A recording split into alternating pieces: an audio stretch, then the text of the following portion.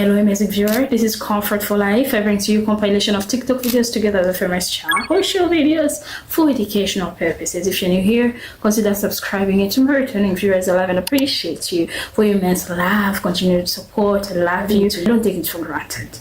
Let's dive into today's video. So like many other Americans, I too went on RedNote during the 18-hour TikTok ban. First of all, the RedNote ban was the single funniest thing I think we did as a user population. Whoever came up with that is a genius. I don't know how that spread like wildfire, but 10 out of 10. And I'm gonna stay even if TikTok doesn't get banned in America. The reason I'm keeping it is because I didn't realize how centered American media was on social media platforms. Like I knew it was dominated in TV, right?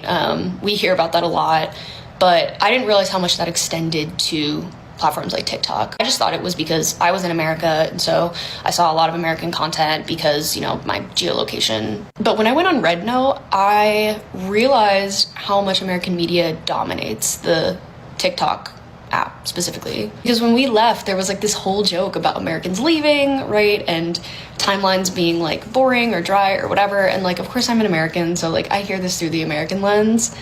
But I didn't realize like how much other countries didn't want us to go in some ways. But I do think that it's good in that it leveraged other countries' media. Like it's only once in a while that I'll see like an Irish creator or a UK creator or a Kenyan creator. We want that content too as Americans, especially because we are so insulated in our own like American media bubble, and obviously that's becoming more and more the case because this app works a lot differently than it used to for us in terms of the content that we're shown. And I wish that it was more evenly distributed. Like I want to stay on RedNote because I see how other people live and how healthy they eat and how stable they are and how much less stress it seems like they have in other countries, to the point where America is just like a television show to them. Like it's our lives, right? Like it is scary, but I could see how from other countries' perspectives, you're just like sitting there with your popcorn, like what is going to happen to this country who has been so subject to like modern day propaganda, and it's become so much of an issue that we're descending into fascism by way of gradual oligarchy. Just sitting there and be like, wow, like, you know, this young country is really kind of imploding. Anyway, all this to say, I like RedNote. I'm gonna stay. I've learned so many like hot tea recipes and like beauty secrets, and I like seeing what they eat. Like I've made a couple recipes and it's super fun, and I wish that we had like more of a global platform. I think TikTok was supposed to be that, and it is in some ways, but a lot of countries don't have access to TikTok. I wish there was something that had evenly distributed media across different countries so that we could really talk to each other in a way that was not so insulated. Anyway, I like it. I'm staying. America could still take the good shit from China and implement it into our own country. How about them apples? We could actually take them billions and damn near trillions of dollars that we pass through our country's economy and funnel just a slice of that into the American working class and to make lives genuinely better. To put regulations on companies so that they can't buy neighborhoods. You know, maybe even invest in better education instead of trying to dismantle it, and make sure everyone has the chance to go to college if they wanted to get a higher education so they can get out of poverty. It's just wild to me. But when I say this, right, the anti-communist propaganda imp in our brains that were installed since we were babies starts freaking the fuck out, because it's not good for American companies. All I'm saying is this: what is the point of having a strong country or calling yourself a strong country when your citizens are starving, sick, and homeless? China got that covered. China got it covered with their citizens. They take care of their citizens, and people are happier for it. I have never seen people take more pride in their country than China. And I thought America was number one in that shit. We're not. Because there's so many deep fissures and cracks in this country caused by unfettered, unregulated capitalism that, frankly, we're just all jaded.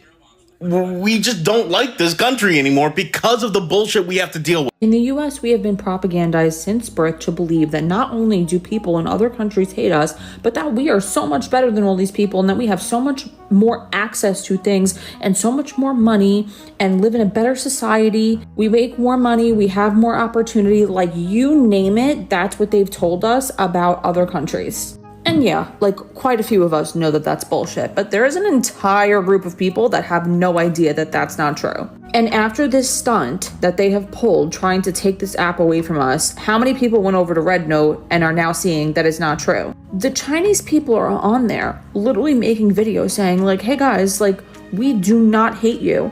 We like you a lot. And people are seeing videos about what their lives are like, and it's so much better than what we have here. And people are shocked. People are like minds blown about this. And the crazy part is that Chinese people thought that we hated them too. And this is all the result of propaganda. Stop listening to everything that they tell you. If you are told something, if you have this belief that you held your whole life, it might just not be true.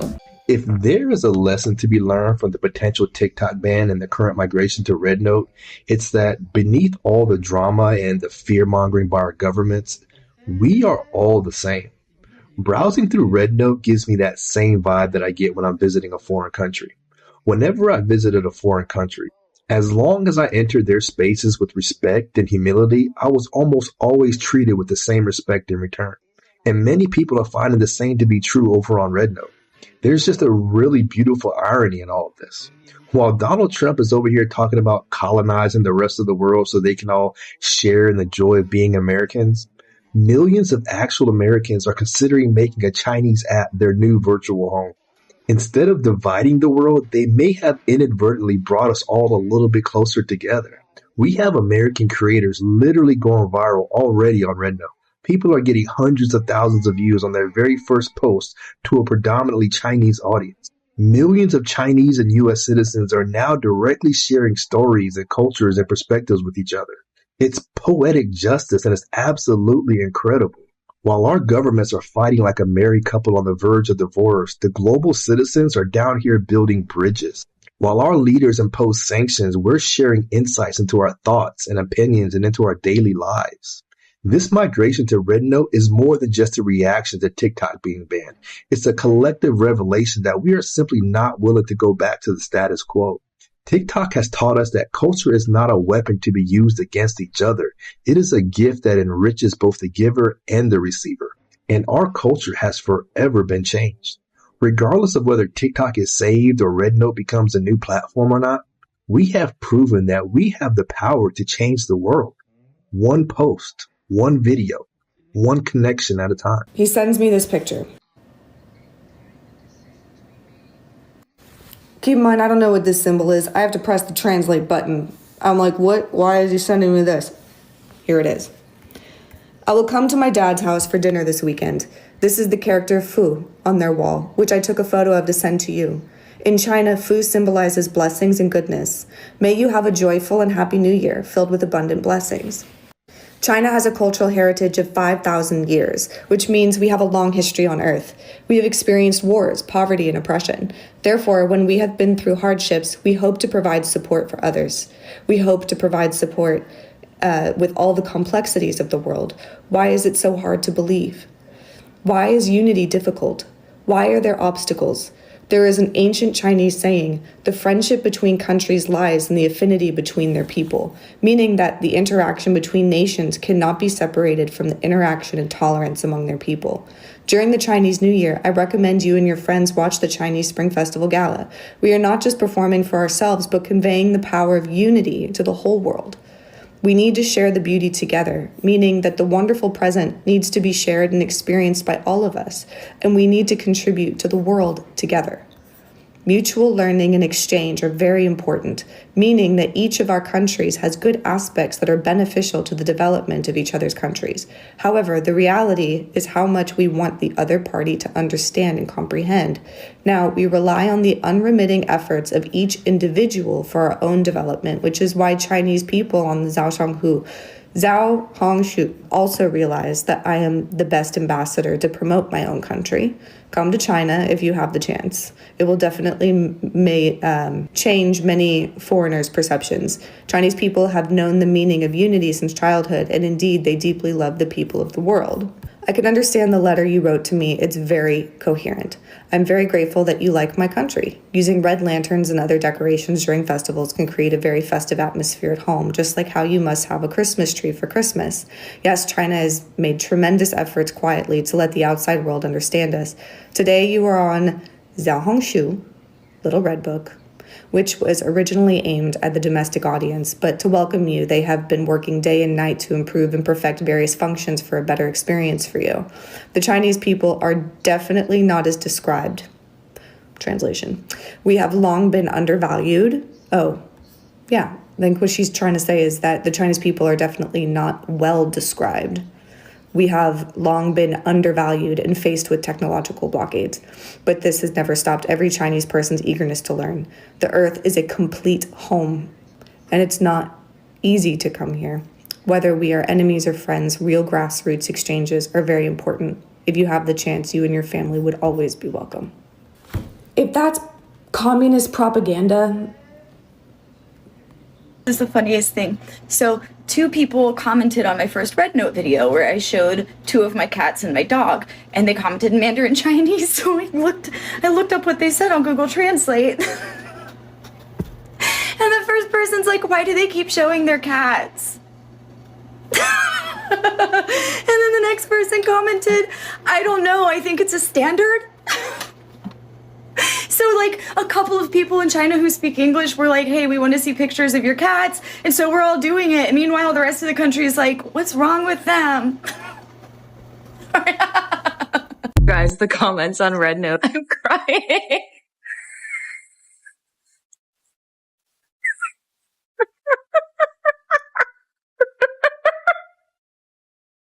Yes.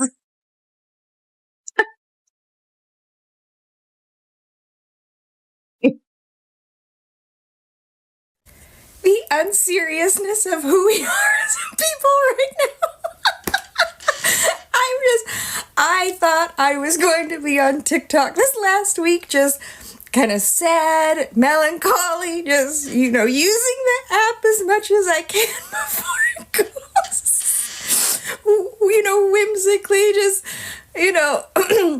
much more not in a state of like laughing until I'm crying over this red book.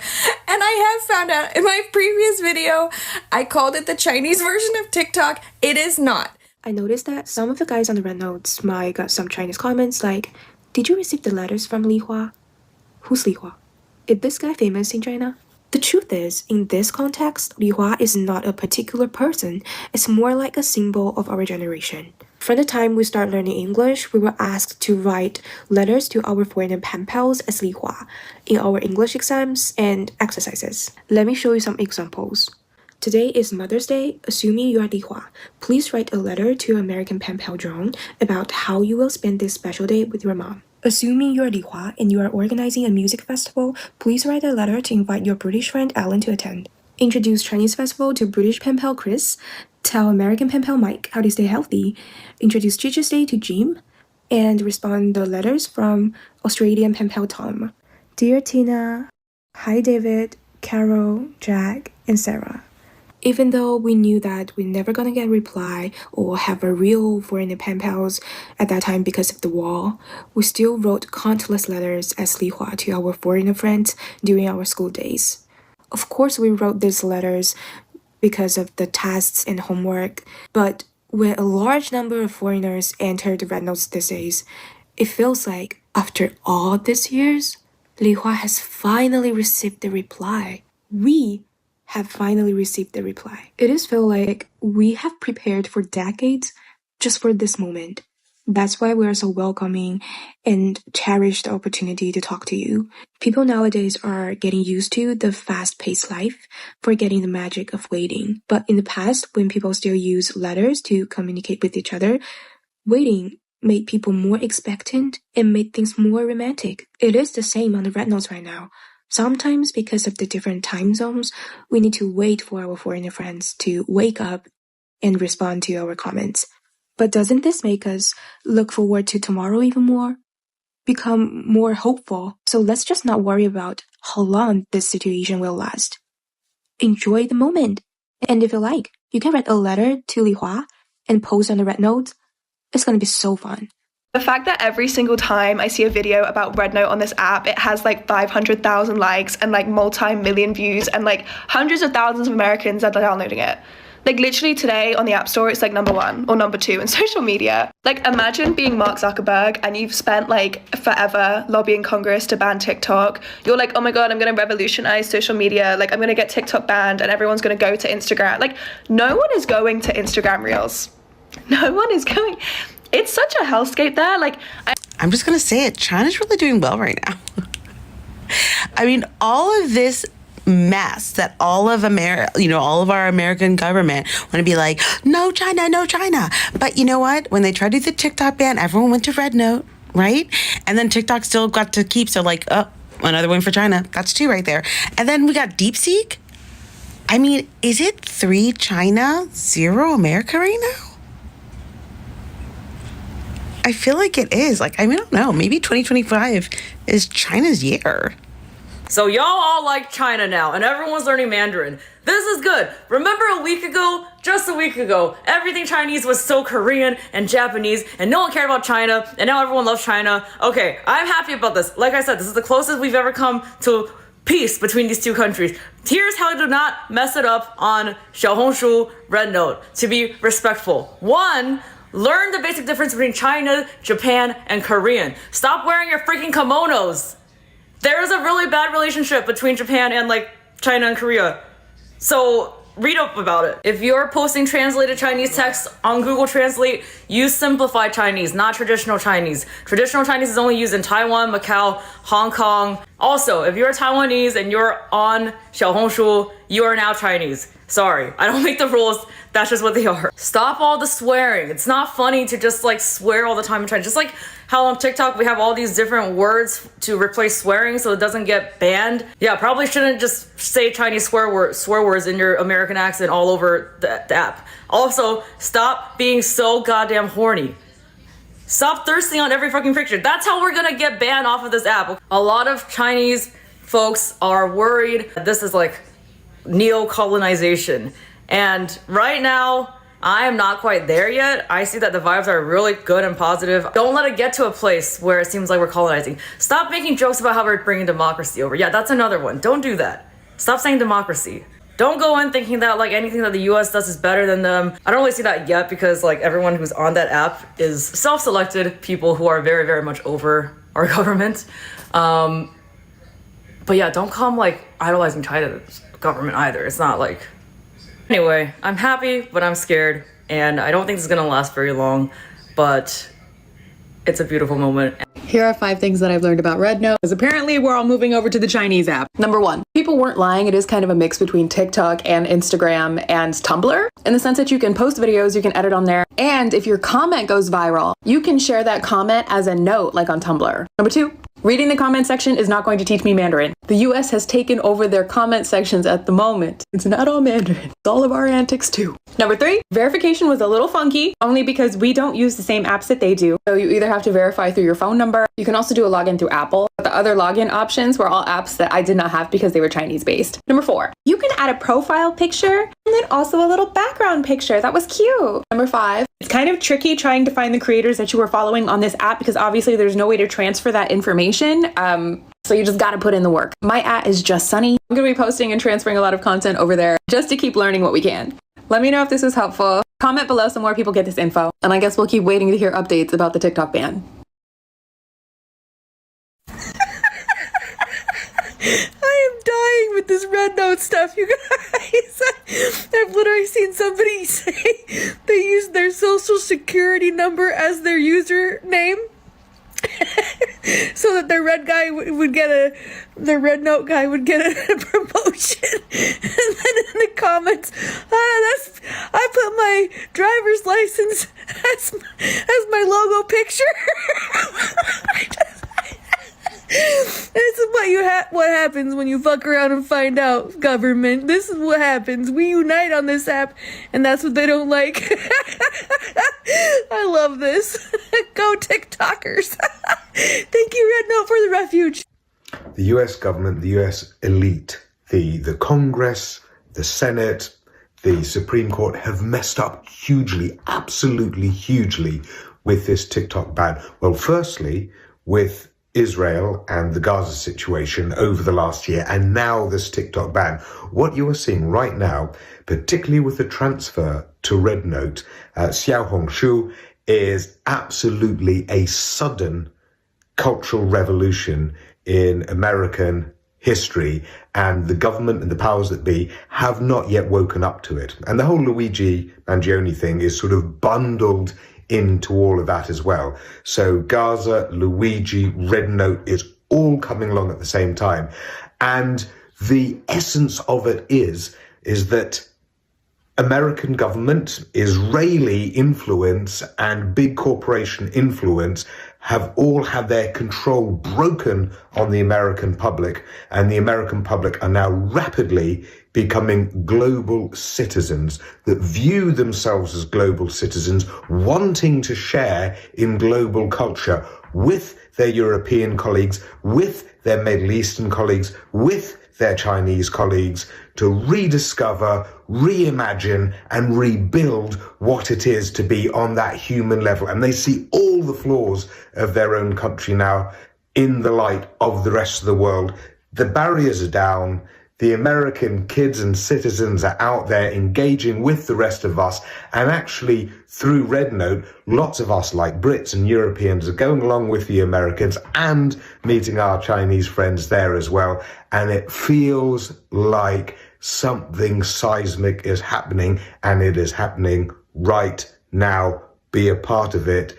It's important. I want you to imagine that we've been doing this. We've been doing this country thing, this civilization thing for like 5,000 years. Throughout that time period, there have been ups and downs, oppression, absolute insanity, just like awful things have happened. 5,000 years later, you just kind of as a collective society decide like, I'm over that. I don't think that's working for us, and there's just been too much pain, there's been too much bloodshed, there's just been too much negativity. Why don't we all just get on board with treating each other with respect and having the best interest for everybody else and taking personal responsibility for representing that concept to the absolute best of our ability every single day?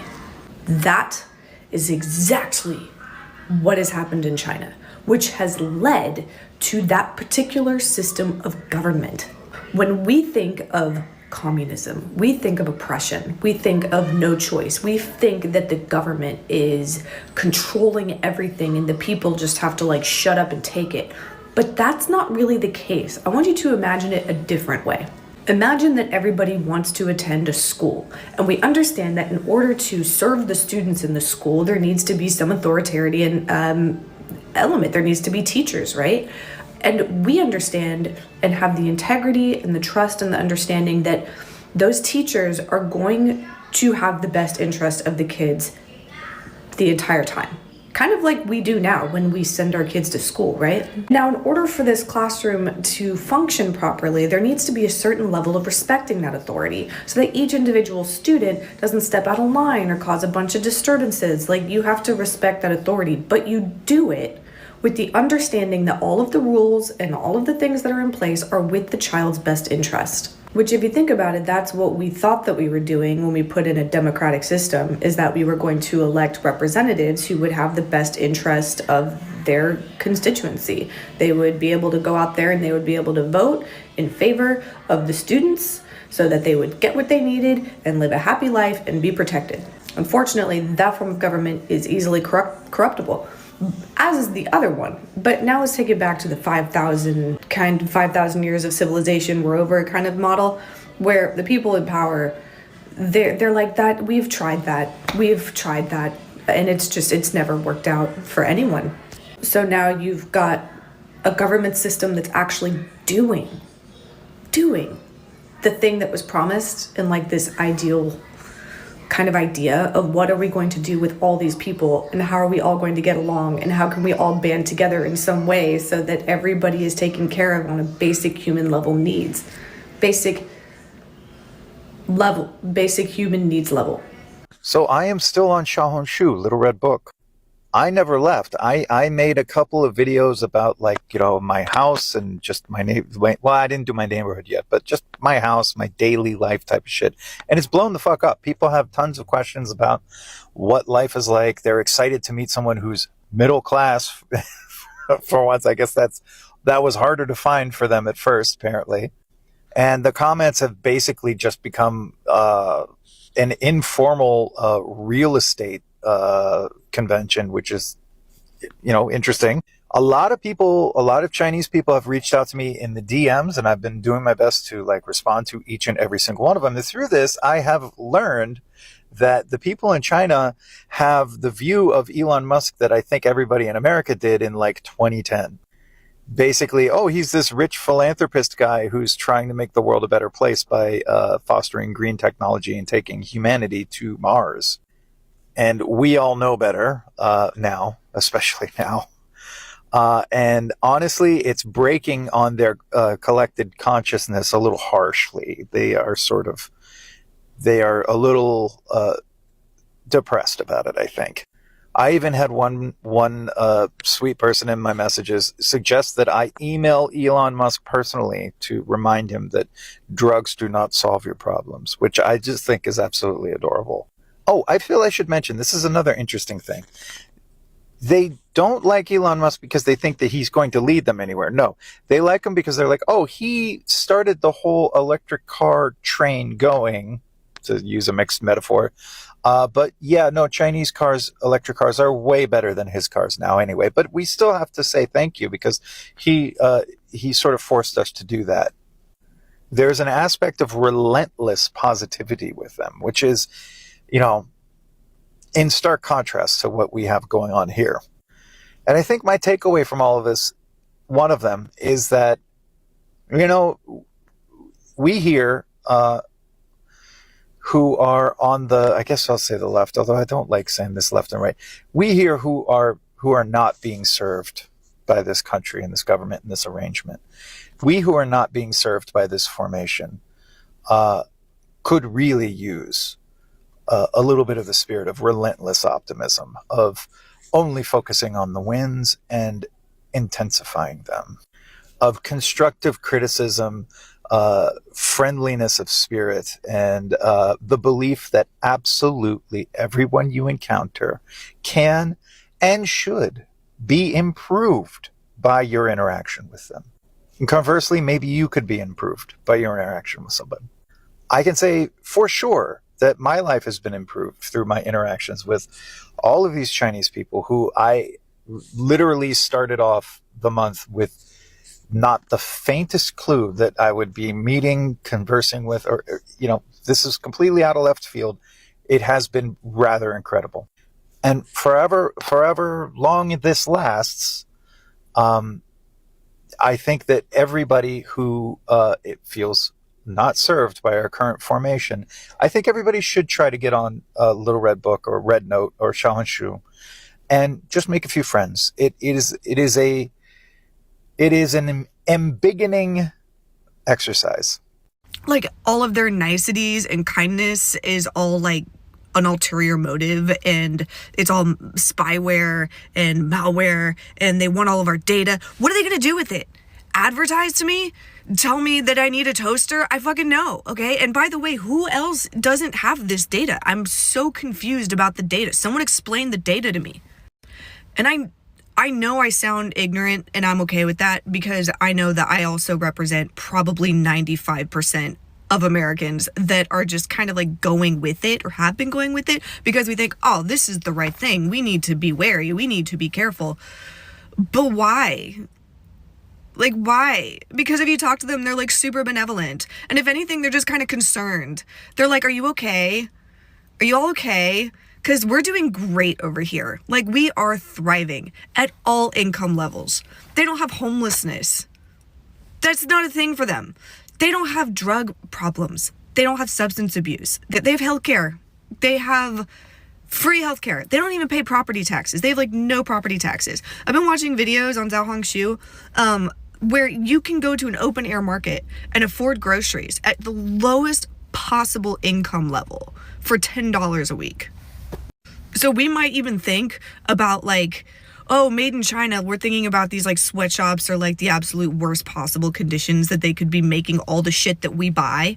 But still, those people working in those factories doing those jobs that you're imagining are having a better life and being taken care of better by their government than you are working a 9-to-5, busting your ass to pay for your private insurance, your fucking rent, and overpay for inflation groceries at your grocery store. And by the way, there's like a homeless guy over there. You're kind of like, what the fuck happened to him? And it's like, oh, like everything just like, like.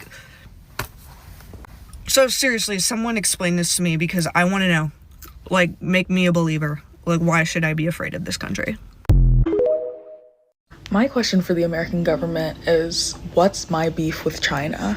Like, why am I supposed to, like, are they gonna come beat my ass? Because everything that I'm hearing that, like, I should be scared that China wants to do to me or with my data, like, the American government's doing it to me, more likely than not. Because it's like, in my head, Flint, Michigan hasn't had clean water in 10 years. And also a police officer could kill me literally right now and wouldn't go to jail for it. My friends and I are in hundreds of thousands of dollars of debt. I will never own a house. The hurricanes are getting bigger and bigger every year, and every year is also the hottest year on record. There are flowers blooming in Antarctica, and there are kids getting the shit bombed out of them. On my dime. I know what my beef is with the United States. Please let me know what my beef is with China. Thank you. Let me try to answer. You don't have beef with China. China doesn't have beef with you. China produce, you consume. Why would China have beef with its own customer? Okay, but for American government, using a not so appropriate analogy, it's like a shepherd. But to tell a flock of sheep to follow, instead of providing comfortable living condition, it's more efficient. Just tell the sheep there's wolf outside, and China is the wolf. Why can't China just be like sunshine? Why? I know that your capitalist-brained Westoid mind has trouble comprehending that any nation could be at least more benevolent than evil, but why can't they? What if they just are? What if literally everything bad you've heard about them was just propaganda? It is, but also what if it was? Why can't Westerners envision any scenario in which China is just good? Why? Why is that so outside of the realm of possibility? They are. Belt and Road is mutually beneficial. It's not imperialism. They are just good. They just are. Accept it. Go fucking visit. See for yourself. Let's step into the liberal brain for a second here. This comment was posted on a video where I said that China does care about human rights. They say, well, because people from Europe have holidays, so we can go to China and can see China. We see the China that can afford phones for RedNote. We also see the children working in factories. I mean, no, you don't. You don't see that. I asked them for a source about child labor in China, and they gave me two. They gave me this Verge article about Shein saying it found 2 cases of child labor in its supply chain. Let's take a look. Yeah, I noticed something here. In China, it's illegal to employ children under 16. Child labor is not legal in China.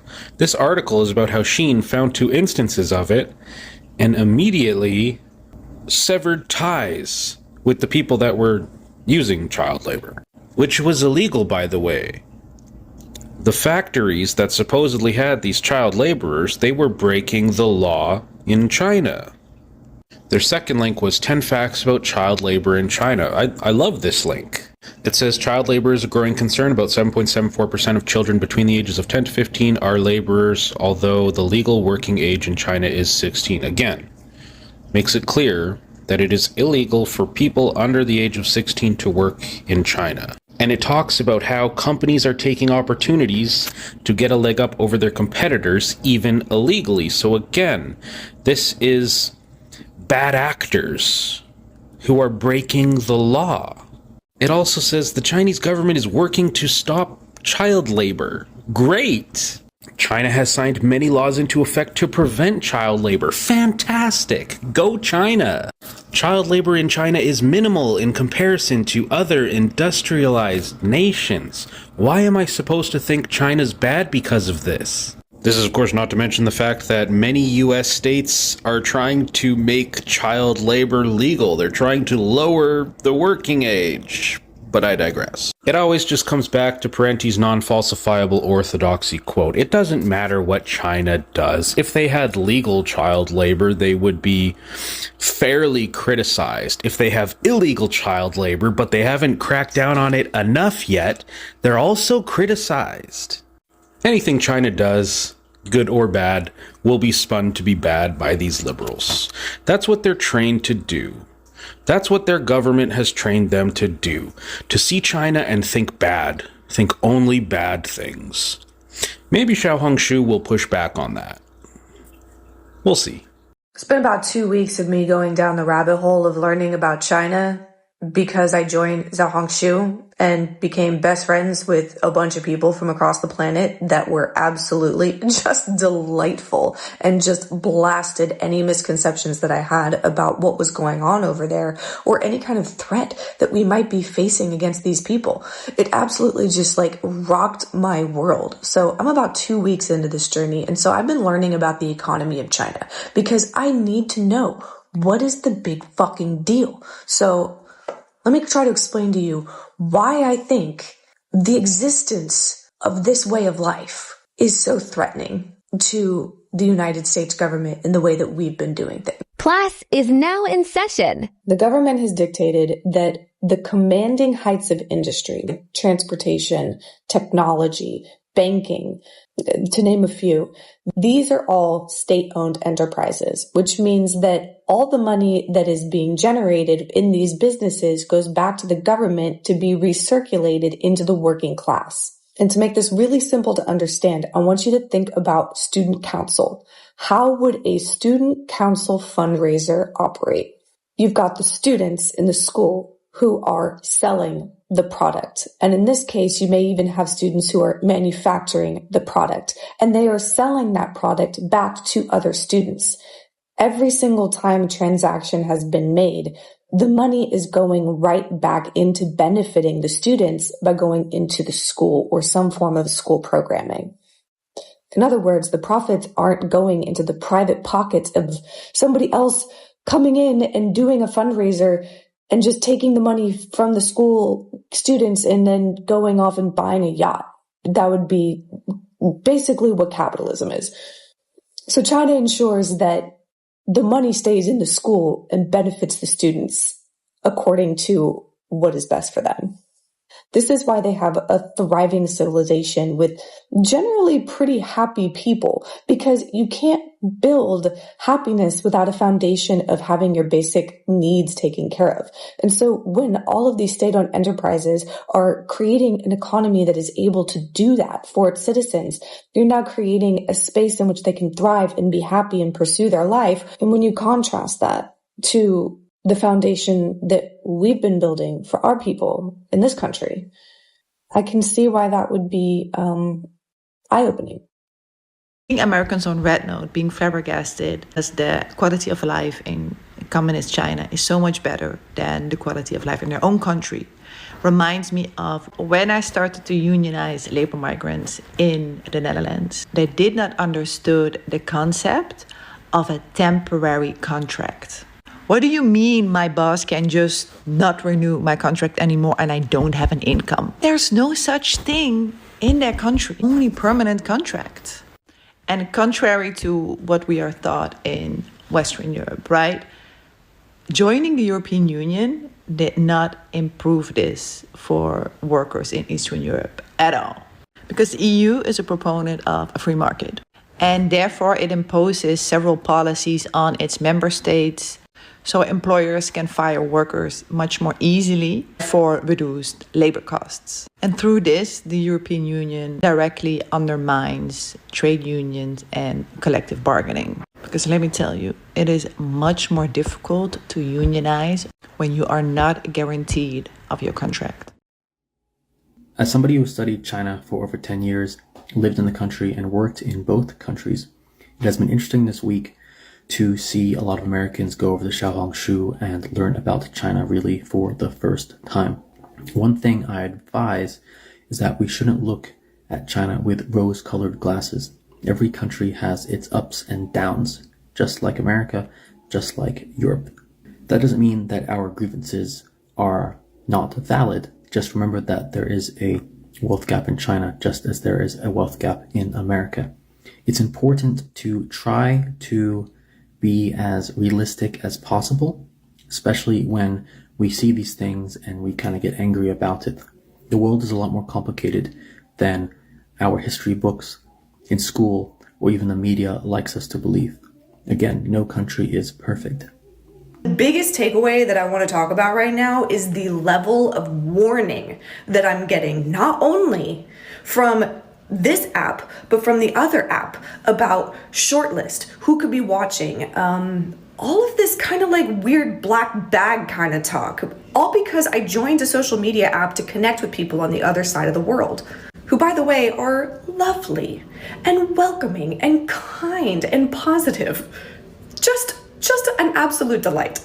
And yet there's this just like profound amount of fear around the consequences of bridging this gap. And it has to do with the C word, not that C word, the form of government C word. And the fact that I don't even feel right to say the word is the problem. I also want to remind everybody that we are not living in the McCarthy era. And if you do any research on the McCarthy era, I think the takeaway from that particular time in history is that we were wrong. I joined the Chinese social media app Xiaohongshu about 3 weeks ago, and it has been an absolute wild ride. I have had some of the deepest, most profound and meaningful conversations with people across the planet, for the most part in our culture, have been villainized. And as far as I can tell, I don't really understand why. I have had the most surprising advice about how to handle the diplomacy and the positive outlook for my own country from these citizens. And I have to admit that in my time being on Xiaohongshu, some of the things that I've been talking about have been really negative when it comes to how we do things here in the United States. Things that honestly they would not get away with saying in their own country about their own government. And so it came as a massive shock to me when, from the same person that I went viral with sharing her message, she reached out to me about some of the content that I was sharing on Xiaohongshu regarding my opinions about the United States of America. And this is what she said. Do not magnify the shortcomings of your own country. Look at the United States. In medical technology, talent cultivation, and Silicon Valley base, aren't there many aspects that influence the world? Certainly. Try not to deeply dig into the shortcomings of your own country, because the deeper you dig, the more it will cover up the good of the United States. The American people are a great people. The Chinese people are also a great people. We should work together to be good ambassadors of publicity. Just talk about the good of the United States, and it will enhance your own and your country's magnetic field, and the United States will definitely get better and better. If you believe your country has a lot of good, you will boost the country's fortune, which is the national destiny. A person can abuse, mock behind one's back, and use violence against another, but to confront it, you must have strength. However, during this process, do not harbor hatred or resentment, because a person should have a sense of identity with their own country. It may treat you poorly for 10 years, but we can spend 20, even 30 years to influence it. Why does this world need China right now? Why does it need the Chinese solution? In Chinese culture, there is a kind of endurance called hidden tolerance, which does not mean that one truly does not care, but rather that one needs to slowly grow into a giant. China is now a giant, inseparable from the efforts of every Chinese family, which has led to the stability and unity of us all. Enduring quietly is not giving up. Chinese people speak gently and rarely argue. Why is that? Arguing doesn't solve problems. Solutions are needed, and problems need to be solved together. The earth is a place where you are in me and I am in you, a warm, big family. It's not enough for just one country to be good. All countries must be good together. This emphasizes unity and joint efforts in building the future. That's Zangshan Ryoshi, and I am probably not saying her name right, but she's been such an incredible influence on me, and now hundreds of thousands of other citizens all across the planet, and just uniting as a people and having faith in the country that we live in and that is our home. Because talking negatively about something and arguing with one another isn't going to solve the problem.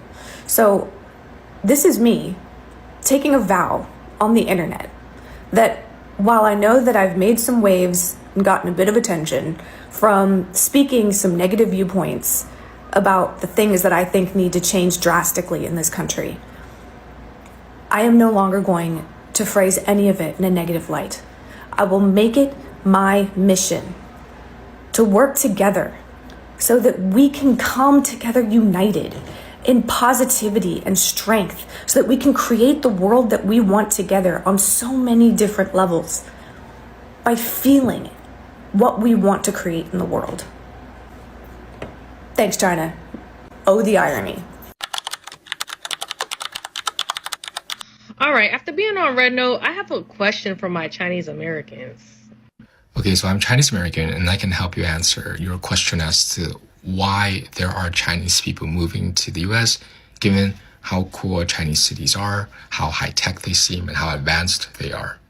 And the simple answer to this question is that none of the stuff you see today, the robots, the high-speed rails, the metro stations, the infrastructure, how clean it is, all those high-rises, all those skyscrapers, none of that existed 30 or 20 years ago in China. And that time frame, the 80s and 90s and 70s, that's essentially when the kind of immigration to the US from China, when it all kind of started. So here's a picture of Shenzhen, China, which is one of the 4 tier 1 cities in China. The top picture is Shenzhen in 1980s, and the bottom picture is Shenzhen in 2016.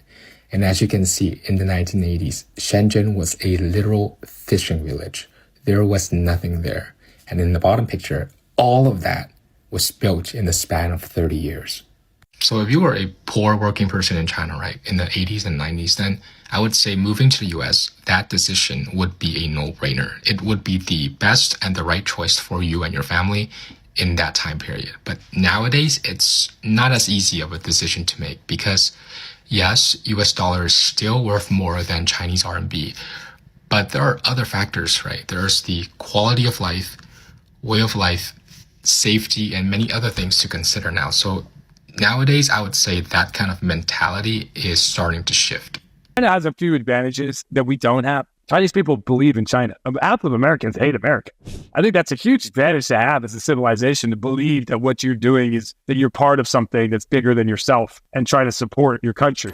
You know, we lack that these days in America. And that's a huge advantage to have. They're incredibly industrious people. They're working. They are hungry. They want success. I lived in China for a few years. I have immense respect for Chinese culture, Chinese people, Chinese food. There's a lot to love about China. Honestly, in 100 years, I think we're going to become the third world country. Like, I literally think Canada and North America, we are going to become the third world country. The education system in China is honestly unlike anything that I've ever seen. These are kids in kindergarten. They're sewing. Look at what they're doing. Like, it is honestly unbelievable. This is an account that I just started following, and it completely blew my mind. Literally, the hands-on learning, the motor skills that these kids have to be able to sew in that kind of detail, it is just absolutely mind-blowing. It's not just that. Like, look at their gym. I don't think I know 15-year-olds that can do this.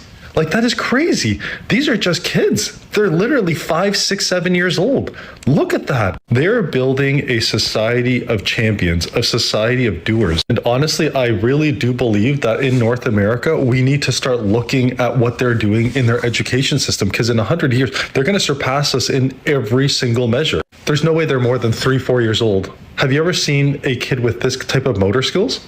I've never seen anyone at that age be able to do that and have that type of like hand-eye coordination. Like, look at the things that they're teaching them. It's all hands-on training. It's all useful stuff.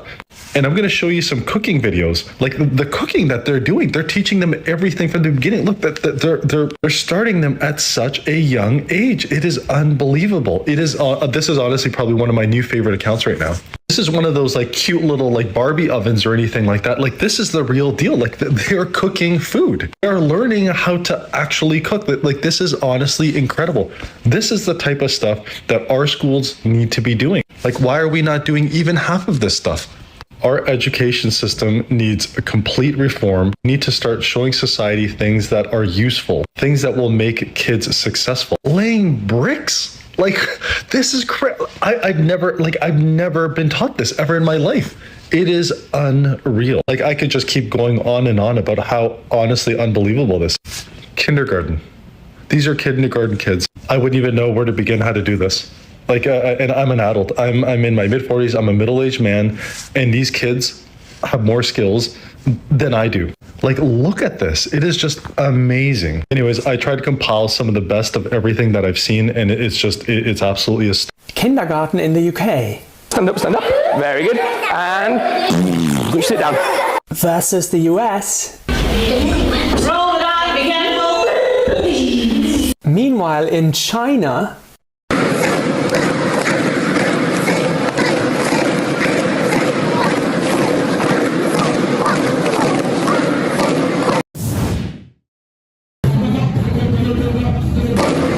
kindergarten lunch break.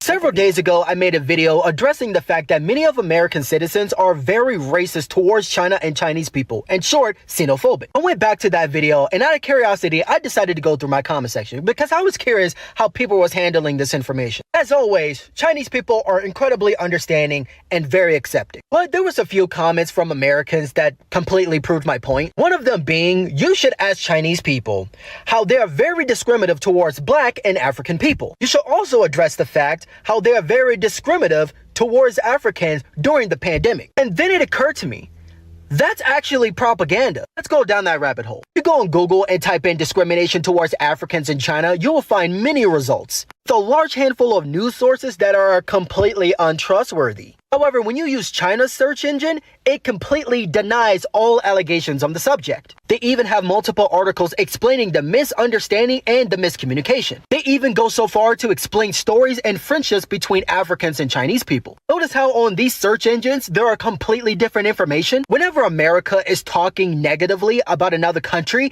I do not use Google search engine. You know what I use? I use the country search engine that they're talking shit about. If they're talking about Japan, I use Japan's search engine. South Korea, their search engine. China, their search engine. I'm not using Google. The fuck? But even without using their search engine, common sense says otherwise. China, that has been around for thousands of years, their culture, religion, and philosophy holds no room for any type of discrimination. That includes minority, ethnic, and racial groups. A lot of Americans tend to forget that not everybody in China is Chinese. There are tons of ethnic and minority groups in China. It includes racial groups like Africans. So China, out of all people, is using COVID-19 as an excuse to not hire Africans when African is one of the largest racial groups in China. On top of that, there are tons, no, hundreds, if not thousands of Blasian and Black and Asian relationships, marriages residing in China, mostly in Hong Kong and Guangdong. China and the African continent is one of the most impressive and largest cultural, industrial, economical, and resourceful exchange out of any country in the world. Africa, within the last 4 years alone, has paid off trillions of debt with the help of China. And China has profited significantly with the resources offered by Africa. So when Americans come to my comment section and say some stupid shit like this, I think to myself, how in the hell does that make any sense? Because history, research, culture, and everything in between says otherwise. This is one out of 100 reasons why I love China, love Chinese people, and Chinese Americans. I fuck with them. And because I fuck with them, I know they fuck with me. 5 years later, and people are still bringing up this talking point. I'm doing this video in response to a video that I saw online just a few hours ago. The video was of a black woman living and working in China, maybe a teacher, I don't know. And she put up the question, one of the questions you'll be asked in China if you're black is, where are you from? Well, they will ask this question to almost any person that isn't Chinese when they come to China. She was implying that the question is racist, when really, in fact, it means they're curious. They want to know, where are you from? Because otherwise, you want them to assume that you're from America? Assume it? Assume that you're from France? Maybe assume that you're from Canada or Africa? Is that what you're suggesting? And do you, when you talk to Chinese, assume that they're all Chinese because they may be from Vietnam, Cambodia, or Hong Kong, or Taiwan? Okay, they're provinces, but some other part of Asia. Do you not ask them where they're from? So get off your high horse. You're trying to imply that Chinese are racist, and they're not. They're allowed to ask the question, where are you from? Where am I from? My accent tells you I'm from England, but I could be, from appearance, from America, from Australia, from Canada, from South Africa, whatever. It doesn't matter. The question is a question. Just answer the question and get on with your life. Thank you. Got that off my chest. Are Chinese racist? No. Maybe you are. Bye-bye. I received a comment said that China is reason because not every hotel in China can accommodate or receive foreign guests. So I don't know about other countries, but in China, we have our own rule. So the reason why those hotels cannot receive foreign guests is not because they don't want to, it is simply because they don't qualify. So by Chinese law, if you have a hotel and you want your hotel to welcome foreign guests, you have to submit an application to local tourism authority. Make sure that your hotel is qualified with all those criteria to accommodate any foreign guests. For example, every sign, everything has to be bilingual, labeled with both Chinese and English, and at least 20% of the employee have to be able to speak English fluently. And the hotel also needs to have a closed system with local police office or police station, because by Chinese law, if any foreigner who stay in China more than 24 hours, they have to report their state to the local police station. So if any hotel want to welcome and receive foreign guests, they need to make sure that they have the ability to report that to the local police station within 24 hours and finish that process within as well. Because all those criteria, not every hotel have the ability to meet those criteria. That's why certain hotels are not allowed to accommodate foreign guests. It is actually considered illegal if any hotel who did not qualify to welcome or accommodate foreign guests and taking in foreign guests. It's considered as breaking the law. The hotel and anyone who works for that hotel will get in trouble. So the reason why some hotels will not let any non-Chinese stay in the hotel, not because they're racism, it's simply because they can't. They are not legal to do it. They are not qualified. For the people who don't know Chinese culture, I'm here to talk about what you call being racist or discrimination. Because I've seen people posting like, is Chinese people racist here? Or I felt being racist about being called foreigner here. Or what do you think about the black people? I mean, girl, don't be so sensitive and don't bring those bullshit here. In China, we don't even normally talk about the word race or discrimination in our daily life. It's not in our culture. In China, we have 56 ethnic groups here.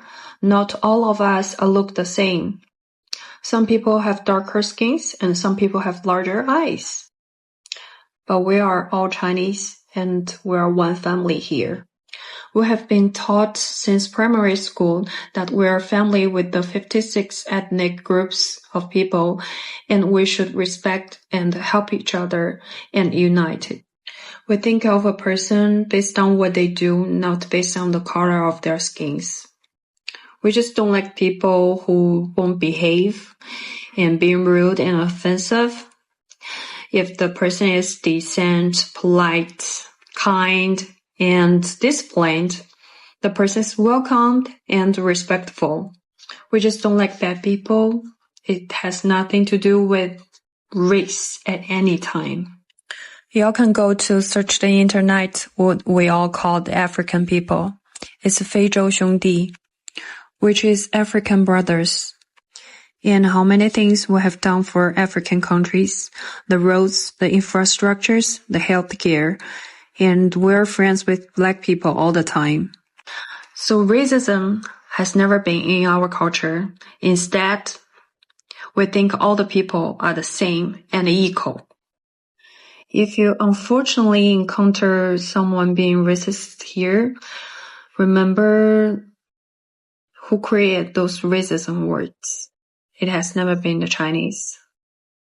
So it's time to change your mindset, embrace the new vibe of this community, and don't breed up bullshit here.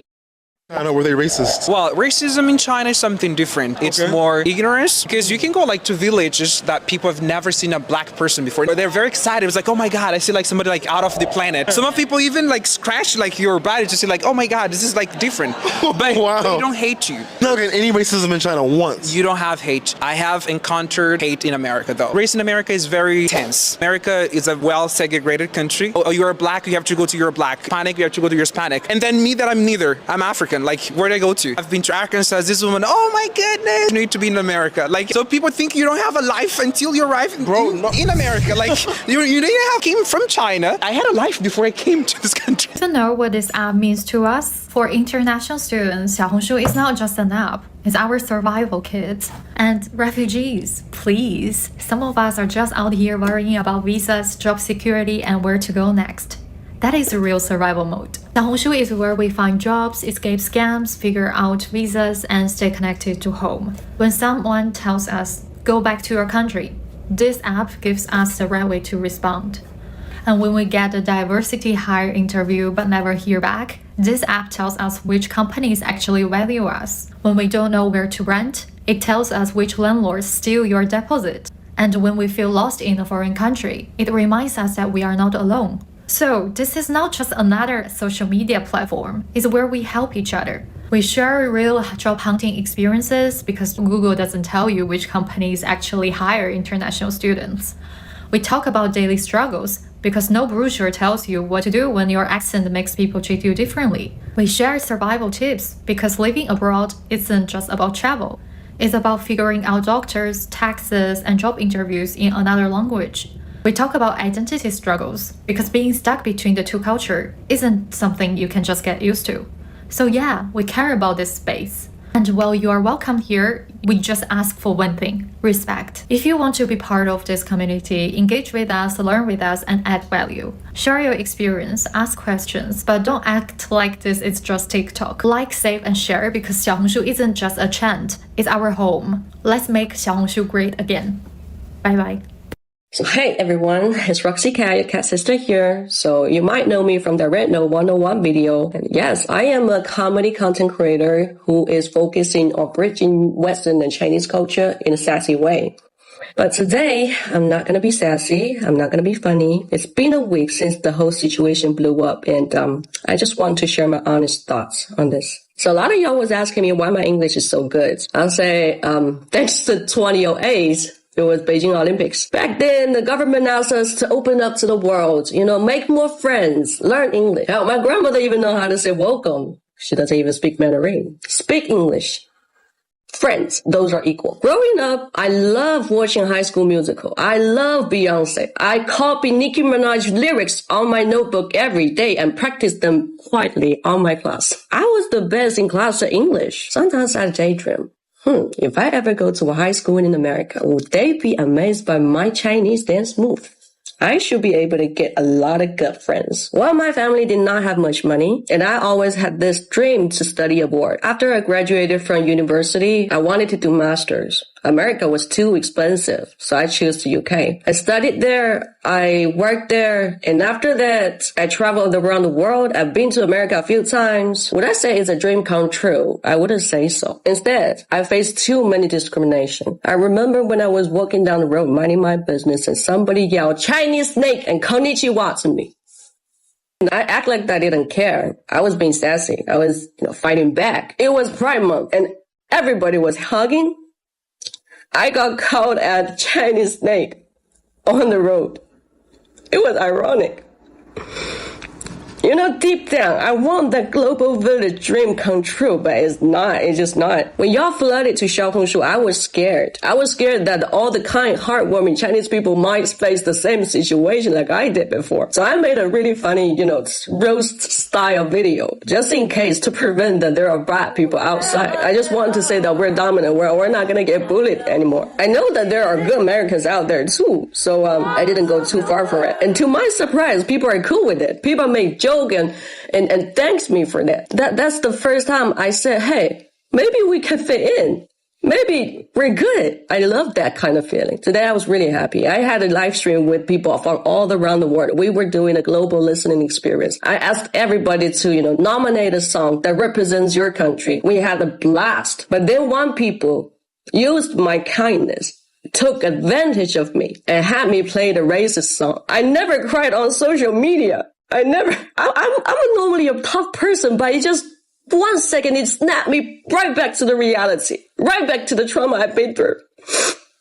It's you, no matter what you do, you dress properly, you go out with kindness, and they would just slap you on your face. Because of what? Because I'm Chinese. What did I do to deserve this? All we've had was kindness. These days, I've heard a lot of things about America, the medical situation, the wildfires, their shoes got stolen outside of the door. I'm not that smart. What I know is just people want a good life. We want delicious food. We want hugs with family and friends. We want to work hard and come home, and we don't need to worry about another thing. Have a little bit of money to explore the world, maybe experience the new things. I'm not that smart to talk about politics or anything. I don't know how the other government portrays us, but one thing I for sure 100% know is my American friends ever party with me or clubbing with me in China, we will definitely party until 7 a.m. in the morning without worrying a single thing.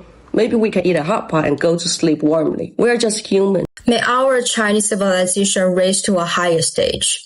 May all mankind realize that we are each other's brothers and sisters and that we are a community of destiny. And may the disadvantaged groups in society could be treated fairly. Everyone be able to live in the peace and security in a manner of a truly independent human being. Hello, this is Sarah speaking. Actually, yesterday I wrote a lot of text trying to answer everyone's questions, but it's so boring, so I just dropped that shit. And I make this video more relaxed. So recently when I opened RedNote, I have noticed that many American users hopped here from TikTok. This will definitely confuse some original Chinese user. It's just like when you go back home and find a lot of strangers having party in your house. But as long as they behave well, show their respect, share their love, hugs, and foods with you, how could you hate them with no reason? So Chinese definitely not hate Americans. That's true. I think this is too hilarious because for a long time, I know the US government and many Western social media always propaganda Chinese people is not free, is brainwashed, is oppressed. But recently, American people finally figure out by themselves they are the one who brainwashed and oppressed. Just like the story of the Tower of Babel, if people can unite and communicate with each other, we can even reach the universe. So I think this is something that politicians and rich people don't want to say.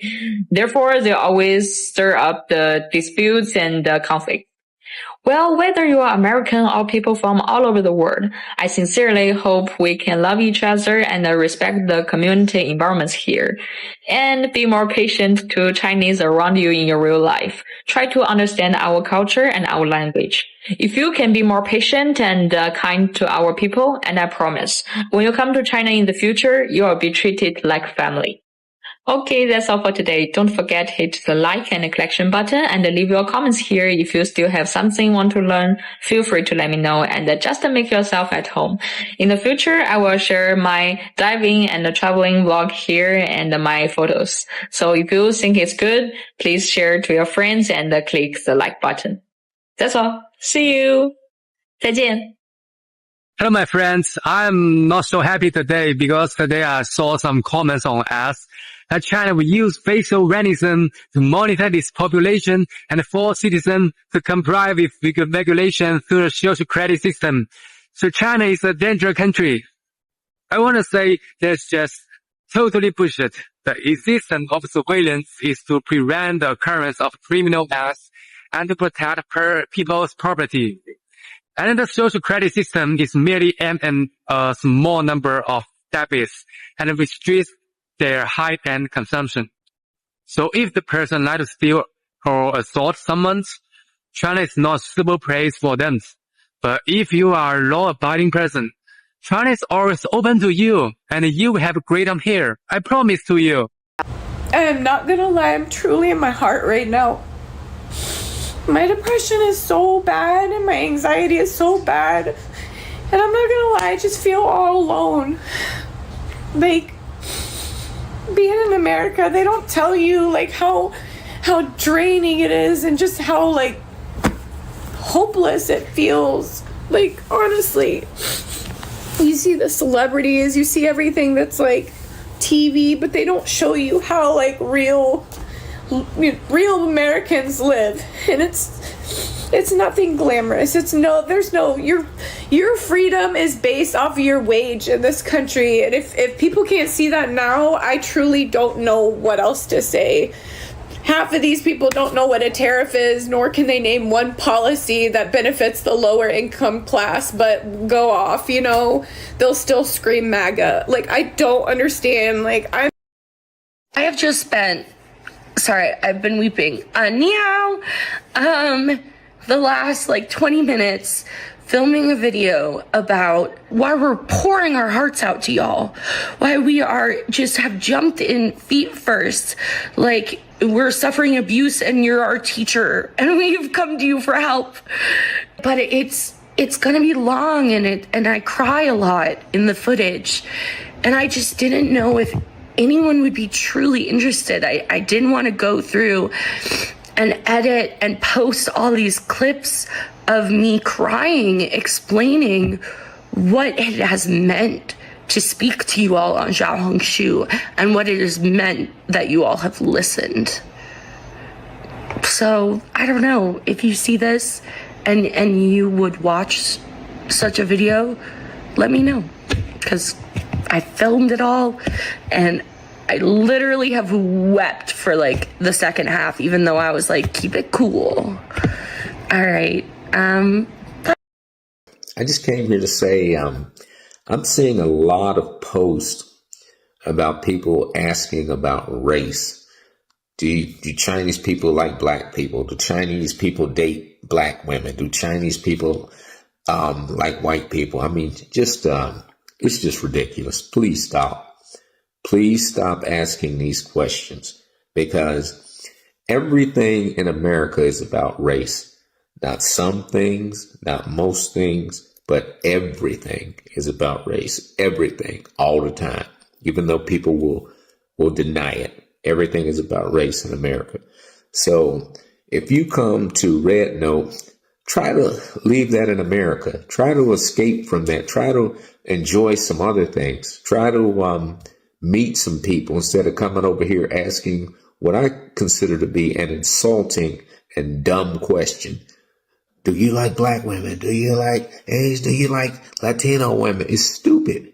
It's stupid. We have been so conditioned in America to judge things by race that we can't see anything else. We can't see anything else. You come to this country through the app and you don't learn anything. All you think about is race. And if a Chinese person answers, no, I don't like black people, then you're going to reply, see, I know it. They're racist just like white people in America. If the Chinese person replies, yes, I like black people, then you're going to say, no, I don't believe it. They're liars, just like the white people in America who say they like black people, but secretly they do not. So to avoid that whole conversation, don't even bring it up. Don't even ask that question. Ask them about the Chinese New Year.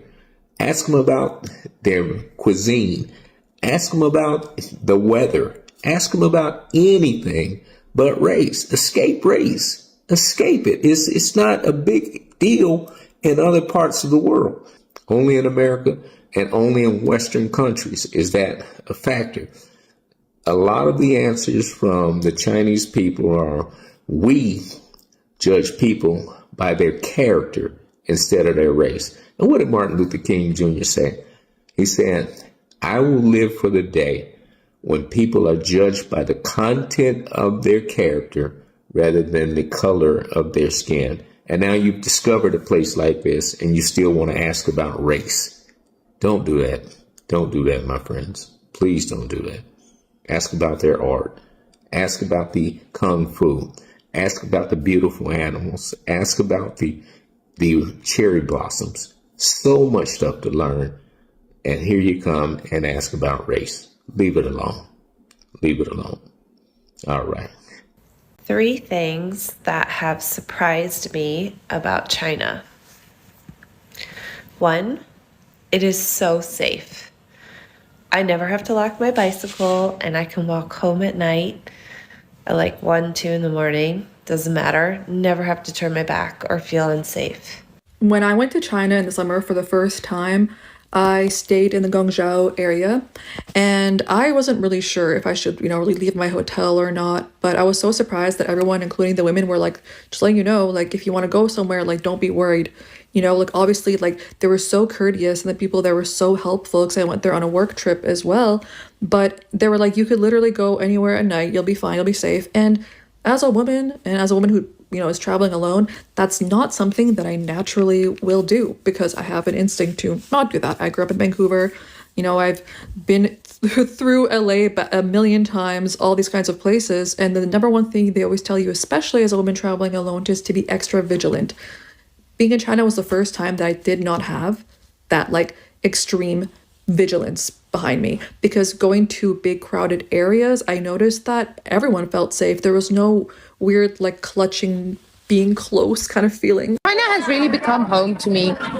Just walking around late at night, being able to do that, being able to have the safety to just walk around woman alone at night, enjoy all the street food that is available to me in China, because we all know the real danger in China. The only danger in China is getting fat and poor.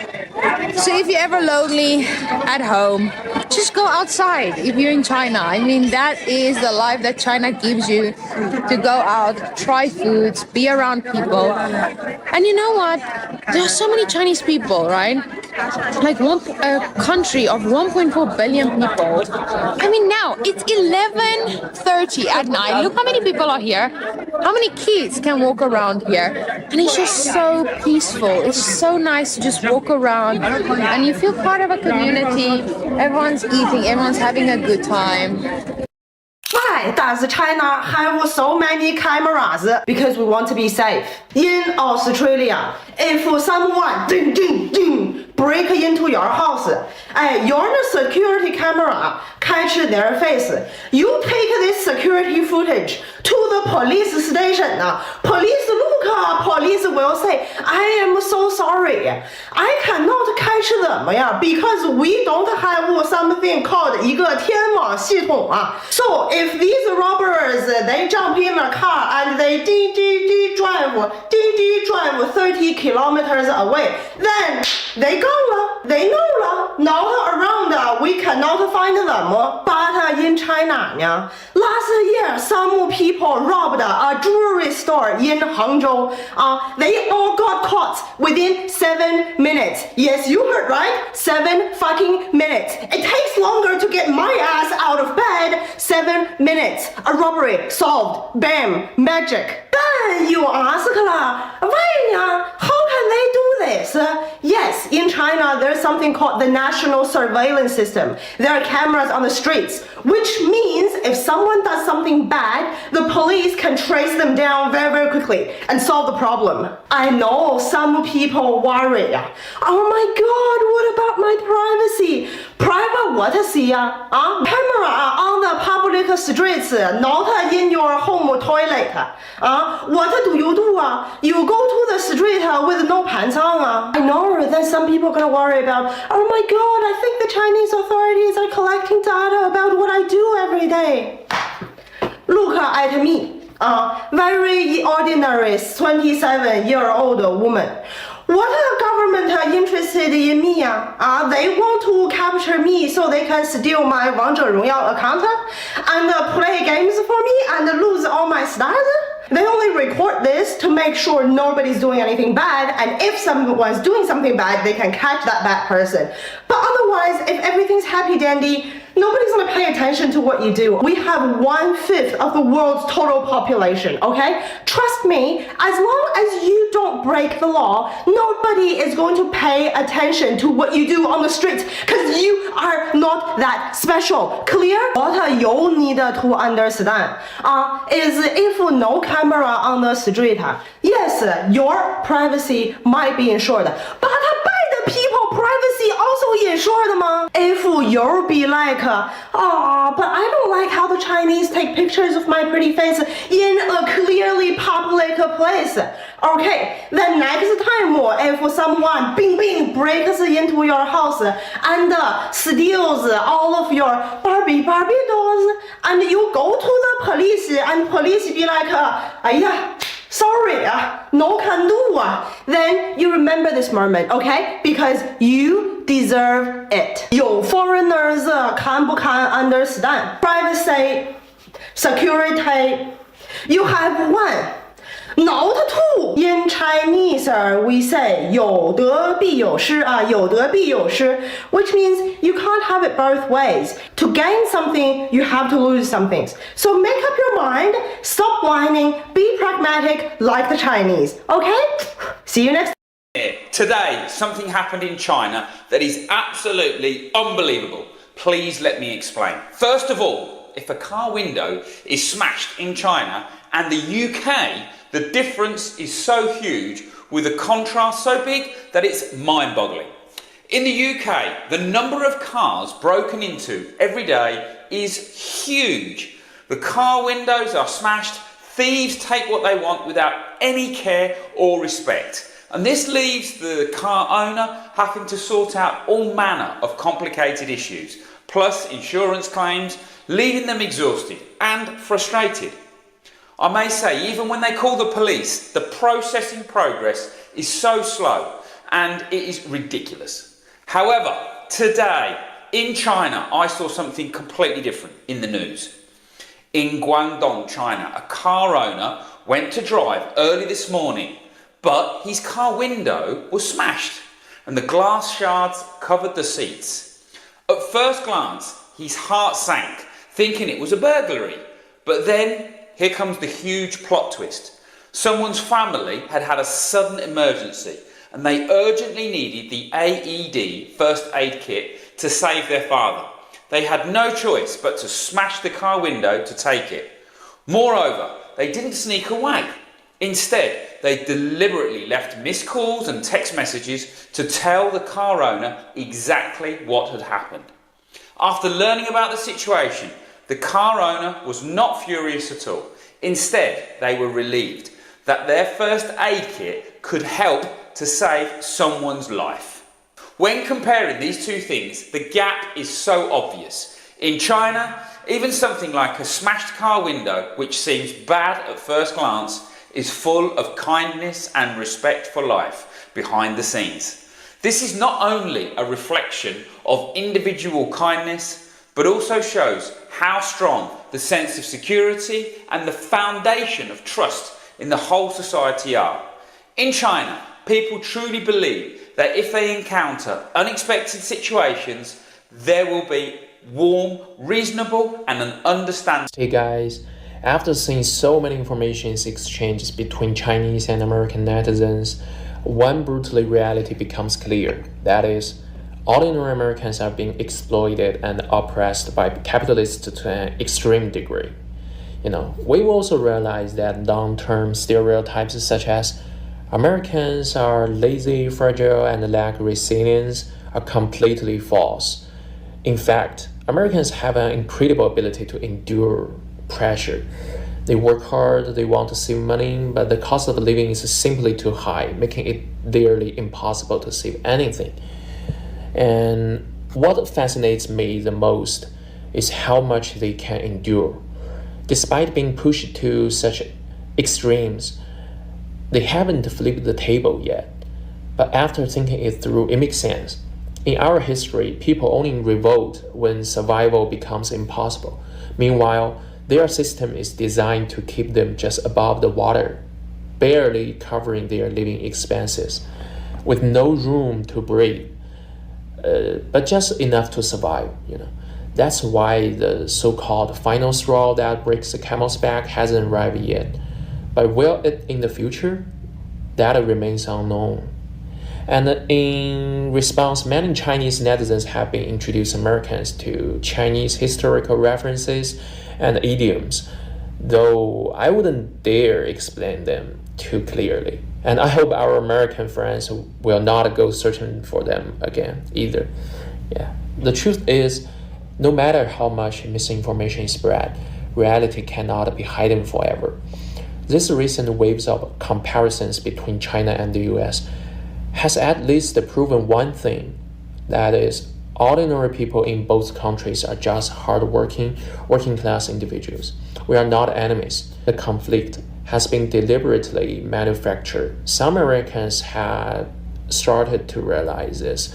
As one of them put it, I have more in common with an ordinary Chinese worker than I do with the American billionaire. Wow. The only concern is whether this moment will become a turning point in history, whether after this a spark will ignite on the other side of the world. They may not fully grasp the significance of this yet. History is a mirror, and with 5,000 years behind us, we know that nothing under the sun is truly new. But for them, they are standing at the crossroads of the survival and crisis. History has shown us that no dynasty lasts more than 300 years. Even Zhou dynasty, which spanned 800 years, was fragmented and symbolic for much of it.